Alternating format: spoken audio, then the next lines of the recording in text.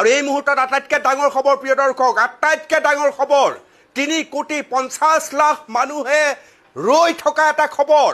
Hashtag for justice for Zubeen গাৰ্গৰ আঁৰৰ খবৰ। এতিয়াৰ পৰা অন্তত আপুনি জুবিন গাৰ্গৰ ৰহস্যজনক মৃত্যু শব্দটো বাদ দিব পাৰে, কাৰণ খোদ মুখ্যমন্ত্ৰীয়ে চাঞ্চল্যকৰ মন্তব্য প্ৰকাশ কৰিছে আৰু খুব মুকলিভাৱে উল্লেখ কৰিছে যে জুবিন গাৰ্গৰ হত্যা কৰা হৈছে আৰু জুবিন গাৰ্গৰ হত্যাৰ চাৰ্জশ্বিট দাখিল কৰিব। 17 ডিচেম্বৰ অন্তিম দিন আছিল, কিন্তু মুখ্যমন্ত্ৰী ডাঙৰীয়াই স্পষ্টকৈ উল্লেখ কৰিছে 17 ডিচেম্বৰলৈ SIT নৰয়।